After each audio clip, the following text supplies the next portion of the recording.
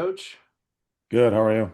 I'll just, hanging in there. So this will be pretty quick, pretty simple. Basically, we'll start off talking about how I just kind of want a little bit more insight, through your years of, working with the program.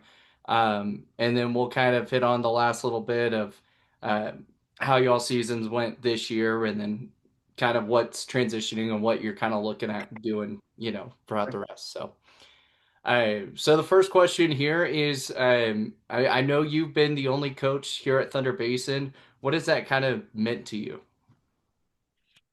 Um, well, um, it was really cool, obviously, to get the job. I came from Rapid City, 2 years prior to, was it no, 2 years, 3 years prior to Thunder Basin opening. I was a head coach at Rep City Central, and when I resigned at Central, I didn't think I'd ever coach again. I was just burned out. My health wasn't great. It was just high stress. So, when I got here, I took a job coaching freshman football at Sage Valley Hmm. and moved up to the high school at Campbell County under Vic Wilkerson and had an opportunity to coach there for, I think, 2 years. And then when this job opened up, I just thought, what the heck, I'll put my name in for it. And was fortunate enough to get it. And, it's coaching football is hard enough, but then when you start a program from the ground up, when I got the job, we didn't have a football, we didn't have a helmet, we didn't have a tackling dummy. So I was given a budget and they said, get your stuff. And so and I didn't have any coaches at that time, so I just started ordering stuff, and so it was an awesome opportunity. It was really cool to start the program from the ground up.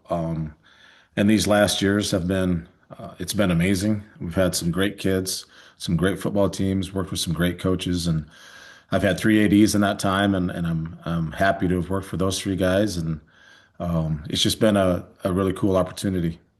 You're talking about having to like start the program all fresh, buying all the things. How hard was that to really kind of get people involved in saying like, "Hey, this is going to be really awesome." How was that transition like? Well, it was cool. I mean, what they just Cliff Hill, who was the athletic director at Campbell County at the time, and he sat down and he created a budget of here's what like our football team at Campbell County has. Here's what you're going to need. Mhm. And then so I just kind of looked at that, and then it was my job to call vendors. My athletic director at the time was Tom Siemens, and I worked with him a little bit and just to get a hold of different people to find the right stuff. So I really kind of, you asked about getting people involved. I did it by myself, really. Once I started hiring coaches, if there were certain things like I didn't order like our offensive line sled, I waited until I got an offensive line coach who at that time was Jeff Hamilton and asked him what he wanted. Um, but I had to order all the jerseys because all that stuff had to be in. So really, it was just pretty much a solo job by me. I mean, Yeah. I worked with Universal Athletics at the time. James Chick was our rep. Worked with him. I worked with Rob Bollinger, who's our Rydell rep, and between those two guys, we got our football team outfitted. But I mean, it was pretty high stress because again, when you're starting from scratch and we were still handing helmets out of the back of my truck before the season because we couldn't get into our locker room yet. And so, in fact, we went to Black Hill State football camp that first summer and had to borrow helmets and pants from them because our stuff hadn't come in. So, yeah, and we didn't know we didn't get to practice on our field. We didn't know if we are going to get to play our first game on the field because the field wasn't ready. And so they opened the field up the day of our first game against Cheyenne Central. So yeah, it was crazy. That sounds very crazy, and it kind of feels like, it's kind of one of those things where, I'm very faith or like I'm very Christian, and so like I kind of feel like, God just kind of puts you in that position to really kind of let that stuff shine. And I always say He's got a plan for everything, and even though everything wasn't ready, it was ready by game time, so He had that plan. Exactly. I've always been a believer that everything happens for a reason, and God puts you in certain situations because obviously He's never going to give you anything you can't handle. So there was times that year when I thought, man, this is too much. Because then you get all that stuff done, and then you gotta find a football team. And so you didn't know who was going to play for you because at that time they were letting kids choose. And so it was, yeah, it was pretty chaotic for a while. That first tryout, was it a tryout? Was it just, hey, everyone come play football? We're getting ready to go. Maybe it was in the summertime. You had those summer workouts, that type of stuff. Was it more of a tryout process, or was it more of like, hey, we want you to come play for us? Well, um, the school district at that time gave the would have been the sophomores and the juniors at Campbell County the option of which school they wanted to go to. The incoming freshmen, which were obviously eighth graders from Sage Valley and Twin Spruce, they had to go based off of where they lived. Okay. So, we didn't know for the longest time who was coming over. We had my staff that I hired that first year. Most of us had coached at Campbell County, so we all had coached those kids, other than a couple guys. And so we all knew who those kids were. A lot of the kids just, a lot of the kids who came to Thunder Basin came because they lived close, and this was just would have been their home field. A lot of the kids came because we had the newest and the latest. Our field was turf, Mhm. everything was brand new. Some of them came because their friends came over here. Some of them came because they were following coaches. But I remember the very first, we would call open throwing, which is like an open gym for basketball. It was at the rec center. And I want to say usually we start in March. I'm not sure if it was March or April. But we had probably had 40 freshmen show up, and then we probably had 60 or 70 upperclassmen just for an open throwing in a, and so all you're doing is running through routes. And so about 110 kids showed up, and it was crazy because we thought, holy cow, that's a lot of dudes. Mhm. And then, once we started rolling in the summertime, we got first day of practice, we had 140 kids show up, which, I mean, now we average just over 100 kids a year. So that 140, we didn't have locker spaces for everybody. I mean, so it wasn't a tryout. It was just if you want to come play football at Thunder Basin, come on over and let's go. That's pretty awesome, especially if like how everyone was just kind of ready to go, kind of get the plan. I was kind of curious on how everything was working because I heard at some point, someone said there are, like boundaries. If you live in this boundary, you go to this school, this boundary, you go to this one. Is it still like, is it like that from now on? So if you're in this area, you go here. If you're in this area, you go here, or are they allowing transfers? Yeah. So, the way our district works is, Sage Valley has feeder schools, elementary feeder schools, and then the Sage Valley feeds Thunder Basin, and then Twin Spruce has their elementaries, and then those kids go to Campbell County. It's pretty much set in stone. I Hmm. mean, the district has what's called transfer area requests. So if you want your son or daughter to go to one of the other schools, it has to be approved by the principal at both high schools, or if it's a junior high kid, both junior high schools. If it's sports related, Hmm. uh, they usually don't allow it. We've had kids actually physically move before, so they could either play for us, or we've had some kids that have done the same and physically move so they could go play across town. But anymore, I mean, those first few years, it was crazy because you had kids you didn't really know. Um, you had kids coming both places that were not in I guess their area, but the district kind of figured that out after a while and kind of said, okay, Sage Valley, you're going here, and Twin Spruce, you're going here, and anymore, like it's pretty difficult to transfer. It has to be a pretty legitimate reason.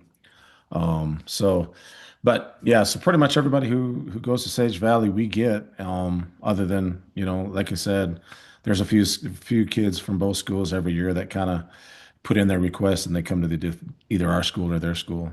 Gotcha. So when you look at all your years working, coaching, building rosters, have you had the same, defensive coordinator, offensive coordinators, or what have you been able to build up to kind of make this a program that's like, hey, we come here because we're going to come in to win. Like these are the type of guys we want.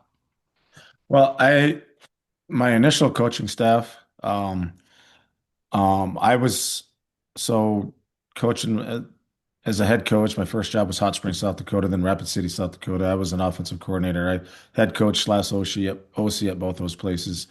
And so I was going to call the offense.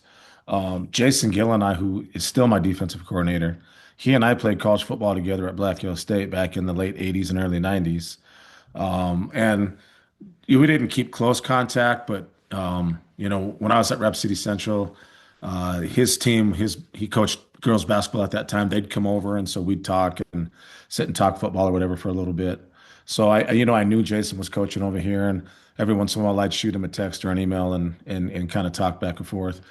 When I got the job, there was, man, I don't know, 20 some guys that applied, Yeah. and Jason was one of them. And so, when I interviewed him, when I hired him, I said, I want you to continue to be the defensive coordinator. And he's been the DC since we opened up.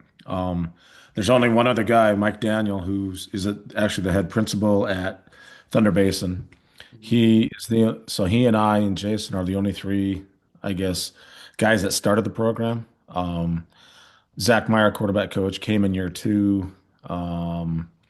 I have two brand new coaches this year. Just over the years, we've had some turnover with guys either moving out of district or just not wanting to coach anymore. But, Yeah.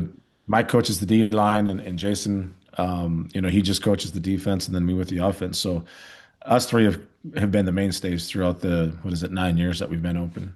That's awesome. When you look at all the years as a whole, what's been like your most favorite memory, as a coach? Back in like the 32 years or just here at Thunder Basin. We'll go with go as a whole, and then we'll as specific to Thunder Basin. But out of your 32 years, and then we'll go to Thunder Basin specifically. When you look back, I think any coach who's been coaching a long time, the first thing that's going to come to mind is relationships with kids. I've coached, and I guess I was trying to put a number to it the other day, 32 years.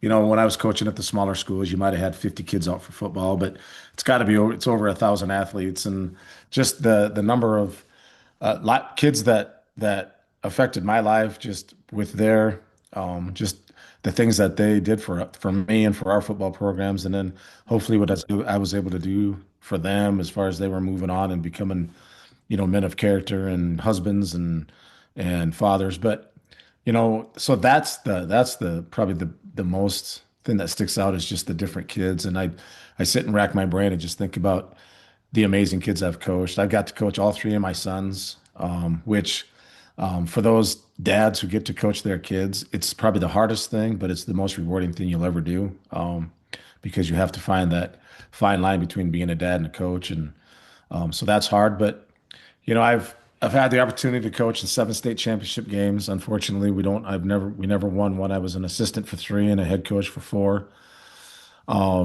It would have been nice to win a couple of those, if not all of them. But those teams really shine as being spotlights in my career, or just and even teams. And I'll look back at this team that we had this year, um, because I think this is the best 4-6 team I've ever seen in my life. We just could not figure some stuff out, but I'm gonna miss these seniors just because I knew going into the season it was going to be my last season, and so I um, really tried to take it all in and just spend some time. I just talked to those guys a lot and try to, they didn't know I was done, but I did, so I really tried to spend as much time with those guys as I could. As far as Thunder Basin. Like I said, in 20 and 21 or 19 and 20, we played state championships. We beat the teams in the regular season that we lost to in the championship game. So going in, so much confidence that we were going to win the game. And in both games, in the first one against Sheridan was in a snowstorm. Wore glasses back then. I couldn't wear my glasses because the snow was sticking so bad. My quarterback was Mason Hamilton, who was a 2-time Super 25 quarterback and college quarterback. Got hurt in the semifinal game. Never threw a single pass until we got to the game, and he threw for over 300 yards. And we got it within 2, and then they scored a touchdown late and beat us. And then the next year was my son Jackson's senior year. We played Cheyenne East in the championship game in Cheyenne. It was 70-mile-an-hour winds, steady. Neither team threw the ball for more than I know Jackson was our tailback. He ran for 242 yards, and their quarterback was Grayson Beal, and he ran for 230 yards. So it was just nothing but run. And so those two games really stick out. But um, I think our very first game when we opened our doors, we played Cheyenne Central at home. It was the stadium, other than the crosstown game. I'd never seen that many people in that stadium. And about, I can't remember if first half or second half, we had a lightning delay. It was a 2 hour lightning delay. So we came back out and there was hardly anybody in the stands anymore. So I'll always remember that, Thunder Basin being the Bolts, the very first game was a lightning delay. I thought that was kind of ironic, when I was kind of maybe setting the stage for something. So that, I mean, those things stick out. So many different kids here at Thunder Basin that I feel like I had was my honor and privilege to coach those guys. I mean, the list is on and on and on and on, but there's just so many things that you look at and say, man, I'm fortunate because of that. When you For you, are you retiring as a whole? Are you done teaching, or are you still going to teach and just not coach anymore? Yeah, so just the football aspect. I'm also the head indoor coach. I'm in a track, and then I'm the head boys outdoor coach. I'll coach those until I'm either till I can't or until I retire from teaching. I just turned 56. I probably have 7 or 8 years left of teaching. We moved to South Wyoming late. If I was still in South Dakota, I could have retired by now, but it was, we moved back here for a reason. So Hmm. I'll probably, football wise, I'm done. But like I said, I'll coach track until either I can't walk anymore or, I retire from teaching. So. So, as what you said you knew that you were coming into the season being the last year coaching. What was there a specific reason? Was it just trying to spend some more time with family, trying to get a little bit more involved in that aspect? Because I know as a football coach, as track, as all the different things, I know that can be a really bit of a struggle. So, did a lot of that have to play into it? Yeah, so it's kind of a weird, I don't know, a weird drawn out story, but when my youngest son Jackson graduated, his I had coached one of my kids for 16 straight years. And so that next year, it was weird. I can remember it like it was yesterday. We were at Cheyenne South, and I mean, when you play Cheyenne South, it's usually, and I'm not trying to be mean, but it's usually a blowout. And about halfway through the game, and I just felt like, why am I here? I couldn't figure out why I was still coaching. And I kind of took a walk to the end. The defense was going, and I just went down and stood by myself for a while. And I just like, I gotta find something to motivate myself because right now this isn't very much fun for me. And I just thought I'm not the coach who was just here for his own kids. And I never wanted to be that guy. But Mhm. it's really weird when you coach your kids how much you love the game just because you get to spend so much time with them. So came home, talked to my wife, Misty, and I just said, I don't know if I can. I mean, I'm going to finish this year, but I don't know after that. And she's just like, you got to find something to motivate you. And I talked to my athletic director, and it was Mike Delancey at the time, and he just said the same thing. He said, if you're ready to be done, you're done. But he said, as much as you love the game, there's got to be something. And so from that point forward, I just really put energy into the kids and Mhm. just kept saying, man, I love these kids too much to hang it up. Um, and each year, you get your senior class, and there's guys in there that you just have spent so much time with, whether it's because coaching track, I get to see these kids. Some of these kids, I coach them for 7 months out of the year. And so I just kept saying, this class. And I told my AD it's year to year. And then again, talking to my wife, Misty, prior to or at the end of last season, I said, I think I'm going to go for two more. Just because it just sounds like a good number. But this summer, just spend so much time at the field and the weight room. And it just it just takes a lot out of you. I mean, I'm at the weight room 4 days a week in the summer at 5 a.m. And then we have open throwing 2 nights a week. So we're on the field from a couple hours a night. So my wife and I don't get to travel. We don't get to do anything because it's football pretty much 24/7.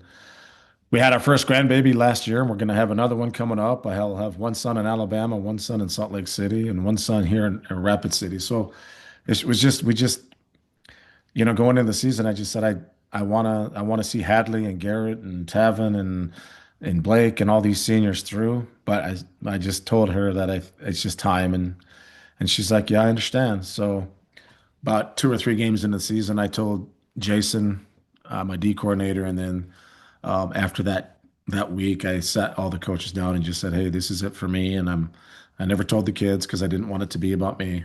I just, and then on top of all that, I found out my dad has cancer, so I'm going to try to spend as much time with him as I can. He's 83 years old, so you never know. Just, hoping and praying that everything works out there. But so I just want to be present for him. And so there's just so many different things that I think you just know when it's time, and it was time. Man, well, congratulations on the grandkids, and I'll be praying for your dad. Yeah. That's never easy, and it's always hard to walk away, especially from something that you've loved, and then all of a sudden you kind of just like, all right, now it just kind of feels like a chore. So, at some point it's like, okay, it's time to go. So, want to kind of ask a little bit about kind of this season. I know there were a little bit of injuries that uh, kind of knocked the wheels off for a little bit, but I agree. I think this was one of the best 4-6 teams I've ever seen. I was hoping like there was going to be this playoff spurt going, taking down East, taking down Camels. You all heading to the championship would have been awesome. But what did you kind of see from your players this year? Because it kind of felt like with the injuries, it just they never gave up, and it kind of felt like that throughout the season. Yeah, I going into the season, I mean, when I met with our coaches, I told in our preseason meeting, I said if we don't achieve what I think we all think we can achieve, we're gonna feel really bad about this season. Um, we honestly felt with the guys that we had coming back, with our leadership, with especially our skill guys. Hmm. uh, if we could find an offensive and defensive line, which is always that's always hard, especially because you always graduate so many kids off of those things that we really could make some noise. And I honestly I told the kids we're going to win a state championship. The very first day we met, I said I don't know what's going to happen throughout the season, but we will be playing in Laramie in November. And um, the the state doesn't do us any favor because we open up with a tough schedule. And in Wyoming, you have to play those teams. Hmm. But it's nice if you play a Sheridan and then you play maybe somebody who's not ranked in the top three, and then but that hasn't been us. It's been that way the last couple of years. And so the injuries, the first game, in the Trona game, we lost Garrett for 2.5 weeks. Um, we lost Grayson Peak. We didn't have Tavin. And then eventually we lost Cody Daniel. Um, the injuries, they did pile up, and you don't use that as an excuse because we had capable backups, but Hmm. it does change your game plan. I thought to myself, and I never expressed this to anybody that, we can do a lot of damage, but we just can't have A, B, and C get hurt. Number one was Hadley. Number Hmm. two was Garrett. And number three was the rest of these receivers have to stay healthy because I knew we were going to throw the football. And after week one, Grayson had surgery. Garrett was out for 2.5, and so it was tough. But as far as the kids, it's the hardest thing as a coach, especially when you set your expectations so high, which it wasn't just me. I mean, we were all the kids, the coaches. I don't know if they all believed as much as I did. I think they did, but the hardest thing is to talk to those kids after a loss with a team that you know that you have to beat if you want to go win a state championship. So you lose the opener at Natrona, and you say, okay, we weren't ready to go. They were more physical than us. The injuries killed us. And then, you got Sheridan and East, which are two games that we had opportunities to win. And you just tell now you're sitting at 0-3. And I'm just still telling the kids, it'll come. It'll come. Just relax. It'll come. And we just, we just couldn't get on track. We beat Kelly Walsh. We destroyed Kelly Walsh. And then we get Central, and we had Central. It was 21-21 ball game. And we turned the ball over, and we couldn't stop them. I mean, so it was just that type of thing all season long where we just did so many good things. But I think, and I talked to the kids about this a lot too, is that I think we spent too many times in our valleys. And, when something bad happened, we just could not climb that mountain back up there. And and we just struggled with if they scored a touchdown or if they broke a long one. And we couldn't get ourselves back into the right mindset of, okay, we're okay. It's football. They score, we score, they score, we score. And that just kind of happened all year long. You know, the Campbell County game, I just watched it again today. I mean, we had every opportunity in the world to win that game. It was 14-14. We had the ball and we couldn't move it. Or it was 14-14 and we get a receiver who gets destroyed and they don't call a penalty and we get 30 yards of penalties because our kids retaliate. If we have that possession back, we score. We might have won that game too. So it was just that type of thing. The playoff game against the East. I mean, we were right there. We just couldn't get them off the field, you know. And so the kids never wavered. I still think going into the East game, we thought we were going to play three more games. We were going to have another shot at Campbell County, and we were going to see if we could end Sheridan's streak. I mean, that was our mindset. And if you don't have that mindset, you probably shouldn't be doing it. But to the kids' credit, they played as hard the last play against the East as they did the first play against Natrona. I mean, it was as hard as they could play. Like I said, I just think we just spent too much time dwelling on things that we didn't need to dwell on instead of just going out and being football players. Yeah, I know that East game. I was like, man, I really thought it was coming. I was like getting ready to see the upset shine bright, and then all of a sudden, just things kind of turned. And but I mean, yeah, those kids talking with them, it just felt like a great, on their mentality. It kind of felt like they had something to really kind of play for. I mean, Hadley, I mean, he was the leading passer throughout the whole season. I get it, Wyoming doesn't pass a lot, but it's still that's a huge accomplishment too, because I think he almost got up to around that 3,000 marker passing yards. So he got close. I don't think he got there, but it was pretty close, and that was pretty awesome to see. So, um, what is the final message for anybody who's coming in to play football here at Thunder Basin, or maybe some of your prior kids that you've gotten to coach? What's that final message that you want them to know? Well, when I met with, I told the kids after the game Friday night against the East, and it was hard. There was a lot of tears, but I just thanked them all. And that's what I would say to anybody that ever played at Thunder Basin. I say play for me, but they didn't play for me. They played for Thunder Basin. But just thanks for the memories, and I just appreciate their hard work, their effort, their attitude. Like I said, we had so many just not just great players, but great young men. Even if they weren't great football players, they were still great people. And I don't, as you look back on your career, one stop or the other, you can always look back and say, man, that guy was hard to coach, or this guy, and hopefully there's not a lot of those. And for me, there's not.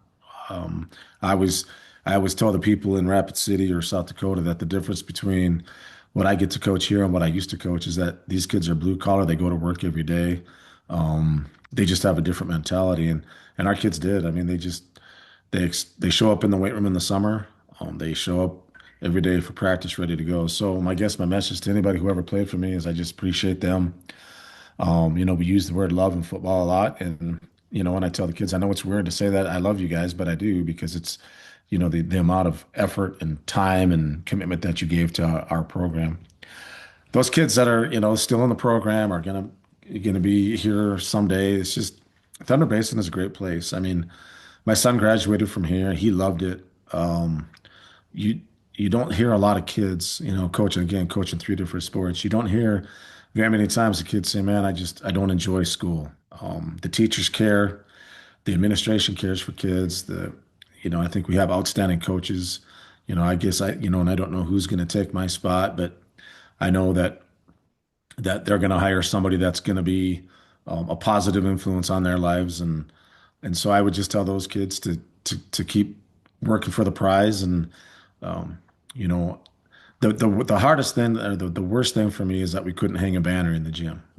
That was a goal of every team I've ever coached um, is at the end of the season we want to be standing here with the trophy in our hand, and that we never got to do that, but we sure tried. But there's opportunity coming. There's great kids in this program, and they just uh, they just have to be ready to roll and be coachable and committed.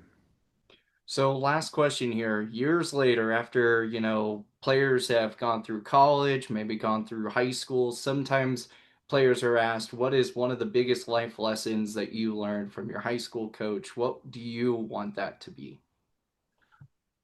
Well, my goal, and when I interviewed for this job 9 years ago, I told Tom Siemens, I said, we're going to win football games just simply because I think we have good athletes. But I said, my goal when it's all said and done is that we create men of character, um, that we help the school and the parents develop these guys into people that are going to be great husbands, great fathers, and great employees for whoever they work for. Um, and I think we've done that. So, I would hope um, that the kids who went through our program, when they look back, they'll say, you know what, we played a lot of good football. Had a lot of fun on the field, but I am the man I am today because of those 10 coaches and those other 100 teammates that I got to spend so much time with. And I think if you can say that at the end of the day, I think you got to be proud. I'm proud no matter what, whether or not I won a state championship or not. But I think when kids come back and they come back a lot and they talk to you, whether it's at a game Friday night or you see them out in public, it's just good conversations and good memories. Absolutely. Well, coach, is there anything that we didn't hit on that you want out there? I don't think so. I just appreciate the opportunities I've had. I remember when I first started coaching in 1996, I think it was. I was at practice for about 2 days before I realized I wanted to be a head coach someday. Um, and I got to coach with some great coaches. And I've got to coach some great kids. And when it's all said and done, if you can say that, I think you're successful no matter what. Awesome. Perfect. Well, you said your banquet is the 17th? 16th, yeah. 16th. Okay. So it's Sunday. next week. Perfect. Awesome. But I told everybody. You've told So everybody? I met with all the kids. I sent email to the parents. So everybody knows. So you can play this whenever you want. Okay. Sounds good. I just want to make sure that we got you. Yeah. Get No, you everybody. I turned my letter in. It'll go before the board at their next meeting. So yeah, I wanted to get it in early so they could find a good coach that get it in early so they had an opportunity to find somebody they wanted. gotcha. So Perfect. everybody knows. Awesome. Do you have a good photo of you like coaching or anything out there? Do you know of or anything that you could send me? Yeah, I know there's some. I have yeah, I have some. I'll just have to look through my phone or my wife's phone. Yeah, but I know there's a couple really good ones, but yeah. Okay, perfect. Yeah, because if you could shoot me that, that'd be awesome. I mean, I'm gonna go deep dive and try to find something so that way it's there. But Yeah.